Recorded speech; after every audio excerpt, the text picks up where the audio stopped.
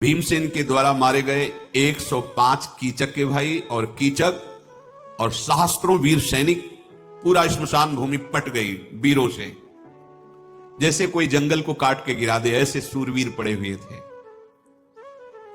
उस समय स्मशान भूमि में जो गांव के नगर के लोग थे उनको भीम ने नहीं मारा था, सैनिकों को, कीचक के और उनके भाइयों को। वो सब देखकर भाग पड़े, विस्मय में पड़ गए कि ये सैरंध्री के पति वास्तविक गंधर्व और बड़े बलवान हैं। विराट के पास जाकर के निवेदन किया कि महाराज, कीचक मारा गया, 105 भाई उसके मारे गए, जितने सैनिक थे सब मारे गए। मारने वाला एक पर्वताकार गंधर्व जिसका प्रहार वज्र जैसा, पर आपके किसी नगरवासी को नहीं मारा। कीचक के मारे जाने पर विराट को और मंत्रियों को बहुत दुख हुआ, क्योंकि महाबली इसी के द्वारा सुरक्षित था विराटनगर।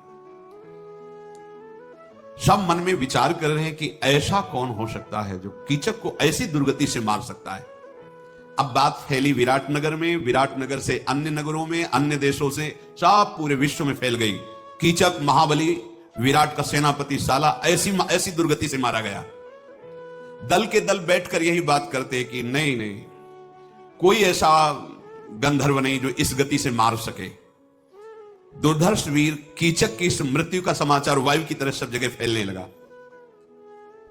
अज्ञातवास की अवस्था में पांडवों का पता लगाने के लिए बहुत से शास्त्रों की संख्या में गुप्तचर अलग अलग देशों में भेजे गए थे। वो ग्रामों में, राष्ट्र में, नगरों में, जंगलों में, ऋषियों के आश्रमों में गुप्त रूप से जानकारियां लेते हुए विचरण कर रहे थे। सब वापस पहुंचे, गिने हुए 2-4 दिन ही रह गए।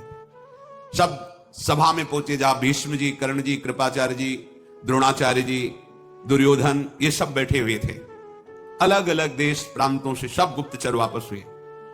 गुप्तचर बोले, महाराज, दुर्योधन से हमने कोई देश नहीं बचा, कोई जंगल नहीं बचा, कोई आश्रम नहीं बचा, निर्जन गुफाएं, लताओं के समूह, गुल्म, कोई ऐसा नहीं बचा जहां मैंने ढूंढा ना हो। ऊंचे ऊंचे पर्वतों के शिखर, देश, जन समूह के स्थान, शून्य स्थान, तराई के गांव, बाजार, नगर, कहीं भी पांडवों का पता नहीं लगा। आपका कल्याण है, क्योंकि आप पांडवों से ही तो भयभीत थे। मुझे ऐसा लगता है कि वो मृत्यु के गाल में समा गए।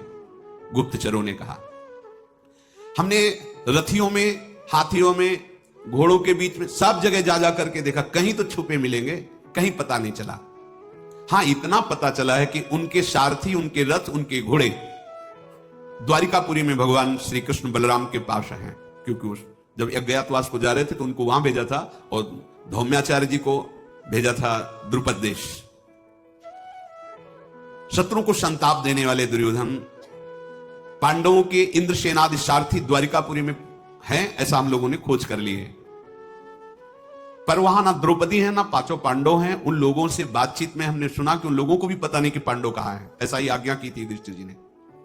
इसलिए हम सबका निर्णय है कि वो मारे गए, कोई अजगर लील गया हो या दावानल में नष्ट हो गए हो, वो है नहीं, जीवित नहीं है। अब हमारे लिए क्या आज्ञा है? पांडवों को ढूंढने के लिए कोई जगह ऐसी नहीं बची जहां हम लोगों ने ढूंढा ना हो। हां, एक बात अगर आपकी पकड़ में आवे तो अभी अभी हमें अपने गुप्तचरों से, जो गुप्तचरों के प्रधान थे, पता चला है कि विराटनगर में महाबली सेनापति 10,000 हाथियों का बल रखने वाला कीचक मारा गया है। इससे अगर आपका कोई सूत्र बैठे तो आप देख लीजिए। बकाया वहां पूरे विराटनगर को छान लिया है, 5 पांडव नहीं है। स्मशान भूमि में कोई गंधर्व उनके 105 भाइयों को भी मार दिया है, और मारने का कारण कोई सैरंध्री है। अब आप इस पर विचार कर लीजिए और मुझे आज्ञा कीजिए।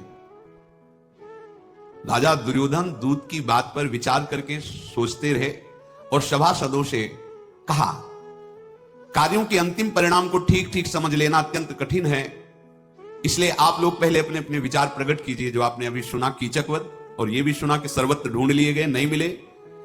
13वां वर्ष पूर्ण होने वाला ही है। अगर पूर्ण हो गया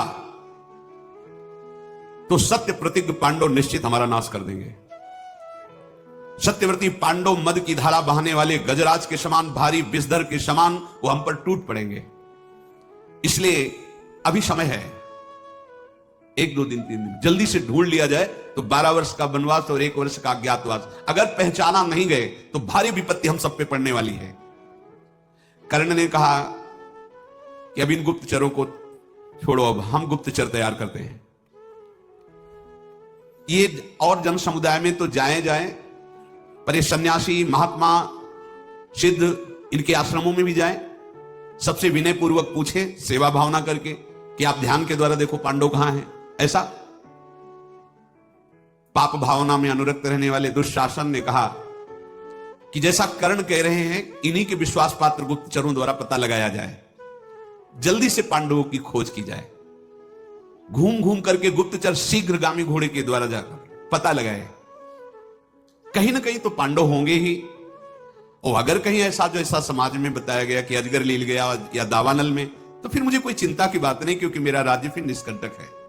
द्रोणाचार्य जी ने कहा, मूर्खता की बात मत करो। जो धर्मशील है, जितेंद्रिय है, कृतज्ञ है, धर्मात्मा है, ऐसे युधिष्ठिर को कोई अजगर ली ले जाए, दावानल जला दे, ऐसे शब्द भी उच्चारण मत करो। मैं अपने अनुभव की बात कहता हूं, इस समय काल की भी सामर्थ्य नहीं कि पांडवों को नष्ट कर दें। पांडव है, सुरक्षित है जहां भी हैं। खूब सोच विचार कर लो, विलंब किया तो सब मारे जाओगे। धैर्य पूर्वक विचार करो, उनकी पता लगाओ। शुद्ध चित्त, गुणवान, सत्यवान, नीतिवान, पवित्र, तेज के पुंज, धर्म का साक्षात स्वरूप युधिष्ठिर को कोई मार सके, अभी ऐसा समय नहीं आया है। इसलिए मेरी बात जल्दी सोचो, ब्राह्मणों को, गुप्तचरों को, सिद्धों को जल्दी भेजो और पता लगाओ। अगर समय पूरा हो गया तो फिर एक ही उपाय है, युद्ध, दूसरा उपाय नहीं है। भरतवंशियों में श्रेष्ठ पितामह भीष्म जी ने कहा, वेद शास्त्रों के ज्ञाता, तत्वज्ञानी, धर्मों का रहस्य जानने वाले आचार्य द्रोण जो बोल रहे हैं, परम सत्य बोल रहे हैं। पांडवों का बाल भी बांका नहीं कर सकता, ना अजगर ना दावानल। क्यों?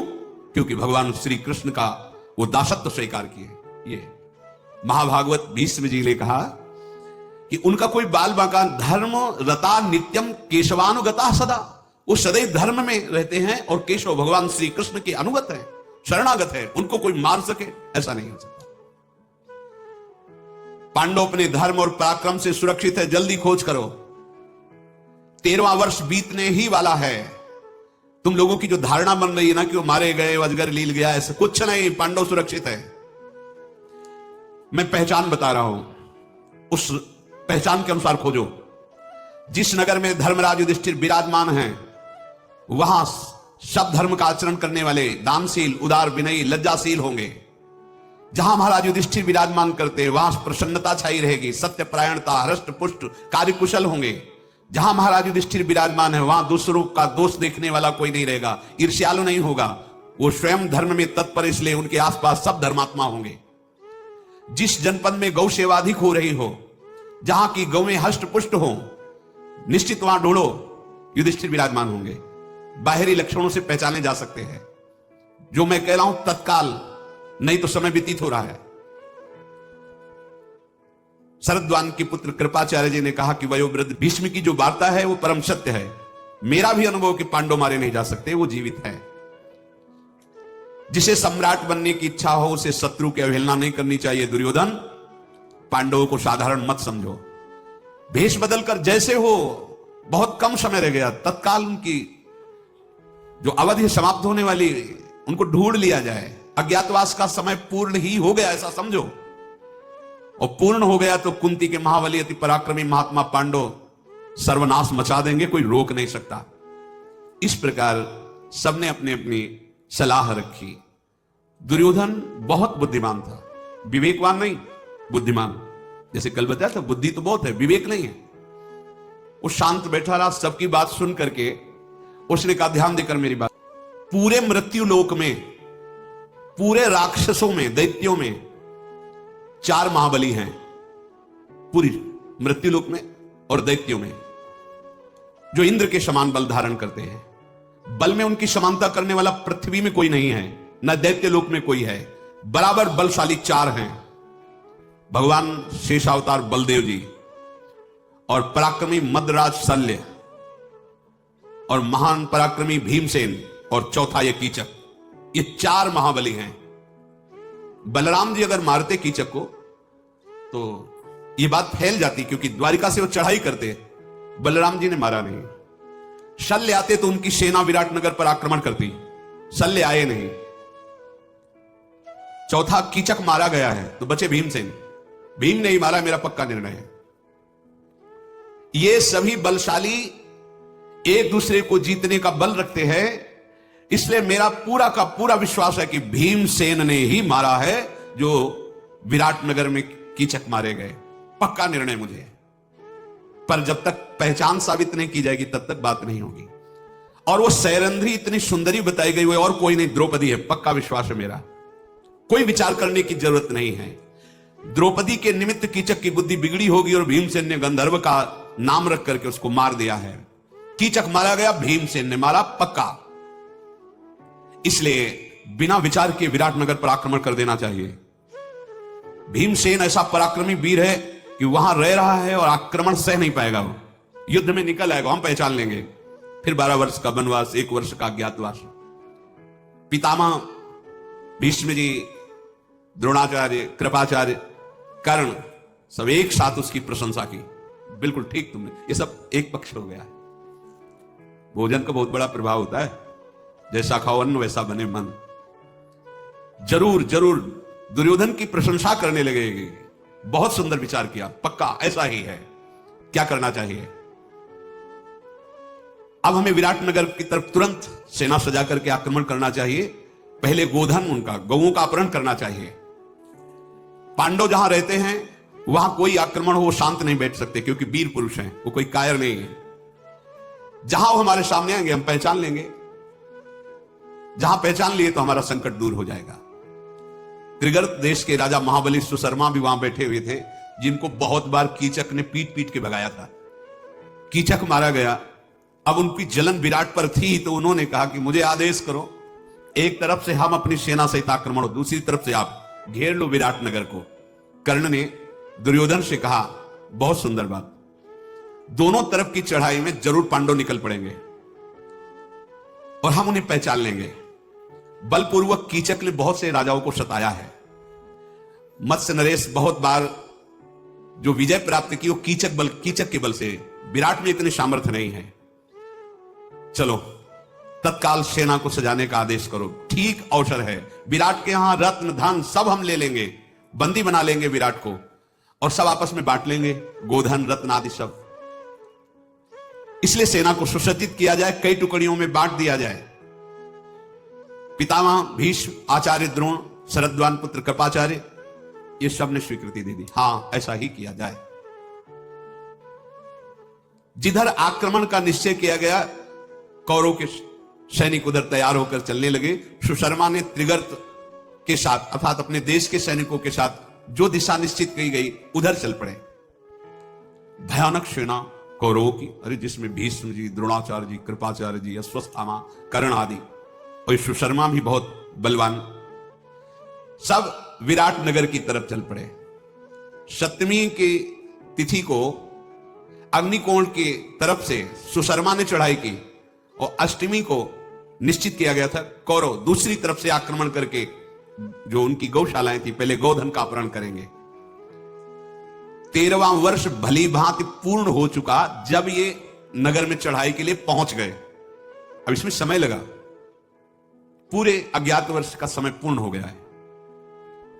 व्यतीतः समयः सम्यक वसताम वै पुरोत्तमे, पूरा समय हो गया। ये युद्ध प्रारंभ होने के पहले ही समय 1 वर्ष का अज्ञातवास सम्यक पूरा हो गया। सुशर्मा ने वेग से आक्रमण किया और लाखों गवें विराट की अपने अधिकार में कर ली। बड़ा कोलाहल मच गया, धूल उड़ रही थी। जितने भी गोपगण बलवान रक्षा में थे, कहां उस राजा की सेना और कहां गोपगण, पर गोपगणों ने रक्षा का प्रयास किया, पर उन सैनिकों के भाले, मूसल, फरसे, भिंदीपाल, इन सब अस्त्रों के प्रहार से वो छिन्न भिन्न हो रहे थे। ग्वाले भयभीत होकर के भागे और महाराज विराट की सभा में जाकर के कहा कि सावधान हो जाइए, आपकी गौओं का अपहरण त्रिगर्त देश के नरेश सुशर्मा ने आक्रमण करके अपने अधीन कर लिया और बहुत से ग्वालों जो सेवा करने वाले ग्वाले उनको मार दिया गया है। आप जल्दी अपने गौ रक्षा कीजिए। हमारा तिरस्कार करके उन्होंने हमारे भाइयों को मार दिया, गोप जनों को, और गौओं को हाँक कर लिए जा रहे हैं। आप छुड़ाने की चेष्टा कीजिए, नहीं आपका यश और आपकी गौएं ये दोनों आपके हाथ से चली जाएंगी। राजा तो एकदम घबरा गए। तत्काल, ये पहले से पता हो तो तैयारी होती, रथ, हाथी, घोड़े, पैदल सबको तत्काल आदेश किया सैनिक तैयार हो जाएं। वो स्वर्णमय रथ पर स्वयं विराट विराजमान हुए और अपने जो परिकर के भाई बंधु थे उनको तैयार किया। जब रथ जोत रहे थे तो कंक ने कहा युधिष्ठिर जी ने कि हमें ऐसा लगता है कि आपके यहां जो घोड़ों की रक्षा करता है और जो गौओं की रक्षा करता है और जो रसोईया है ये महावीर हैं, इनके लक्षणों से पहचान में आता है। और महाराज मैं 4 प्रकार के धनुर्वेद की प्रकांड जो पद्धतियां हैं उनका मैं ज्ञाता हूं, केवल पासे ही चलाना नहीं जानता हूं। आप अनुमति दीजिए कि मैं आपका रसोईया और आपकी जो घोड़ों की सेवा में और जो गौ की सेवा में अर्थात नकुल सहदेव ये चारों आपके साथ हो जाएं तो आपकी सुरक्षा अच्छी हो जाएगी। मत्स्यराज ने कहा कि पासे चलाना और रसोई बनाना, गौ सेवा करना, शुभ सेवा अलग है, लेकिन युद्ध में वो महाराज आप चिंता मत करें। मैंने देखा है, क्योंकि मैं महाराज युधिष्ठिर के पास आत्मवत रहा हूं ना, तो ये लोग भी सेवा में ही थे वहां, क्योंकि सबने अपना परिचय दिया था। मैं युधिष्ठिर की गौ सेवा करता हूं, मैं अश्व सेवा करता हूं, मैं युधिष्ठिर का रसोईया हूं। तो कहा मुझे परिचय है। ये ऐसे बलशाली कि जहां ये खड़े होंगे वहां पराजय हो ही नहीं सकती। राजा ने कहा यदि तुम्हारी ऐसी परीक्षा की हुई बात है तब तो जैसे रथ कवच हमने धारण किए वैसे आप लोग धारण कीजिए। अनायास महान पराक्रमी पांडवों ने नकुल, सहदेव, भीम और युधिष्ठिर ये तैयार हो गए। रथों पर बैठकर बड़ी प्रसन्नता से नगर से बाहर निकले। दिन ढलते ढलते घेर लिया जाकर सुशर्मा को, जो गौओं का अपहरण किए थे। महाबली भीमसेन की गदा के आगे कोई टिक थोड़ी रहा था और युधिष्ठिर का भाला प्रसिद्ध था, कई कई सैनिकों को एक प्रहार में नष्ट कर देना। युद्ध, महाराज विराट भी कोई साधारण नहीं, पर उस कोटि के बलवान नहीं जिस कोटि के पांडव बलवान हैं। युधिष्ठिर ने व्यूह रचना तत्काल की अपने भाइयों की, नकुल, सहदेव, भीम, युधिष्ठिर, चारों ऐसे ढंग से और घेर लिया। और महाराज विराट रथ के द्वारा अपने सैनिकों के घेरे से रण कौशल दिखाते हुए त्रिगर्त के 500 रथी, 800 घुड़सवार, 5 महारथी मारकर गिरा दिए और सुशर्मा पर धावा किया। विराट ने सुशर्मा पर प्रहार किया। सुशर्मा रणोन्मत्त होकर के विराट को बाणों से बींधने लगा। महाराज युधिष्ठिर ने देखा कि विराट तो घिर रहे हैं। सुशर्मा ने विराट की सेना को मत करके विराट के घोड़ों को मार दिया, सारथी को मार दिया और दौड़ करके विराट को बंदी बना लिया। भयभीत हो गए विराट। सुशर्मा ने जब विराट को बंदी बनाया, महाराज युधिष्ठिर की तरफ दृष्टि करके विराट कह रहे थे, कंक तुम कह रहे थे कि बहुत बलशाली ये लोग हैं, छुड़ाओ मुझे, मुक्त करो, देखो हमारे यहां सुख पूर्वक रहो, तुम हमारी जान की रक्षा करो, बड़ा सत्कार किया है तुम्हारा, अब उसका बदला चुकाओ। युधिष्ठिर ने कहा शांत रहिए, आप धैर्य धारण कीजिए। महाबली भीमसेन से कहा भीम जल्दी छुड़ाओ सुशर्मा से विराट को, कहीं ऐसा ना हो कि मृत्यु दंड दे दे। भीमसेन जैसे भयंकर तूफान चलता है ऐसा वेग धारण करके दौड़े, सुशर्मा से कहा खड़ा रहे, खड़ा रहे। गदा से रास्ता बनाते हुए शीघ्र पहुंचे, 1,00,000 सैनिकों को एक क्षण में मार दिया। न जाने कितने घुड़सवारों को, रथियों को, हाथी सवारों को भीमसेन विनाश करते हुए सुशर्मा के पास पहुंच गए। बलवान भीमसेन ने सुशर्मा के रथ पर छलांग लगाई, पहुंच गए, बाल पकड़ा, खींच के नीचे गिरा दिया और विराट को अपने, विराट यद्यपि वृद्धावस्था को प्राप्त हो रहे थे फिर भी बलशाली थे ही, भीमसेन के अंक में विराट विराजमान। और कहा भीमसेन तुम चिंता मत करो, देखो अभी ये सब भागते हैं पीठ दिखा के। सुशर्मा के बाल पकड़ करके बलपूर्वक घसीट करके महाराज युधिष्ठिर के पास लाए और कहा आदेश करो इसका भी सर उतार दें। सुशर्मा तो भयभीत हो गया, चिल्ला चिल्ला के रोने लगा, ये हमारी इच्छा नहीं थी पर दुर्योधन ने मुझे भेजा है। गला दबा के कहा भीमसेन ने सुशर्मा का कि अब दुर्योधन सहित तू भी यमराज के पास जाएगा, वहीं तू जाके सलाह करना। युधिष्ठिर जी बड़े दयालु है युधिष्ठिर जी। युधिष्ठिर जी नहीं नहीं नहीं इसको मारो मत, नहीं नहीं मारो मत। कहा आप जहां होता है वहां आप छोड़ देते हो, वही बाद में अपने लिए काल बनता है। जयद्रथ को छुड़वा देता मुंडन करवा के, वही तपस्या करके भगवान शंकर से वरदान मांगा था एक दिन में पांडवों पर विजय प्राप्त, तो अर्जुन को छोड़ के। अब इधर तो ये पता नहीं था कि दुर्योधन भी चढ़ाई कर रहे हैं। यहां आनंद पूर्वक रात्रि व्यतीत कर रहे हैं। अब दिन में चलेंगे और दूतों से कहा कि नगर में जाकर कह दो विजय सी प्राप्त हुई है, बड़े उत्सव मनाए जाएं। इधर दुर्योधन, क्योंकि सप्तमी को यह युद्ध, सुशर्मा अष्टमी को उनका था, ओ पूरे द्रोणाचार्य, भीष्म पितामह, बड़े बड़े महापुरुष, अरबों की संख्या में सब। एक दूत भाग करके आया और कहा कि लाखों गौओं को अधीन बनाते हुए कौरव सेना विराट नगर की तरफ बढ़ रही है, और ये सब पांडव, नकुल सहदेव, भीम, युधिष्ठिर, विराट और सेना, ये त्रिगर्त सुशर्मा की सेना को परास्त करके उधर ही पड़ाव डाले हुए, नगर में नहीं है। भाग करके नगर में आया तो राजकुमार उत्तर केवल नगर की रक्षा में थे, और ये बहुत ही सुकुमार तत्व समझो, बहुत ही सुकुमार थे। ज्यादातर ये महल में ही रहते थे, दास दासियां पत्नियां उनके बीच में हंसी मजाक हो, ऐसे रहना, और अपनी बड़ाई मारते रहते थे। इस बीच में तो ग्वाला भाग करके आया और उसने कहा, राजभवन में जाकर के देखा, वहां तो युद्ध हो रहे हैं और ये विनोद कर रहे हैं अपनी स्त्रियों से, दासियों से, ऐसे बैठे हंसी मजाक। महाराज की जय हो। उत्तर से, उत्तर ने कहा, हाँ क्या सूचना लाए हो? बोले, उधर तुम्हारे पिता युद्ध में, इधर कौरवों की सेना आ चुकी है और आपके गोधन का अपहरण करके विराट नगर की तरफ बढ़ रही। राजकुमार, आप तो महाबली है ना? उसने कहा, हाँ महाबली तो हूं ही। तो बोले, आप कौरवों की सेना को रोकिए, चल के परास्त कीजिए, चल करके आप अपने गोधन को छुड़ाइए और नगर की रक्षा के लिए। अब स्त्रियों के सामने क्या कहे? कुछ लोग ऐसे होते हैं जो वीरता स्त्री और बच्चों के बीच में, और जब वीरों के सामने पहुंचते हैं तो पसीना आ जाता है।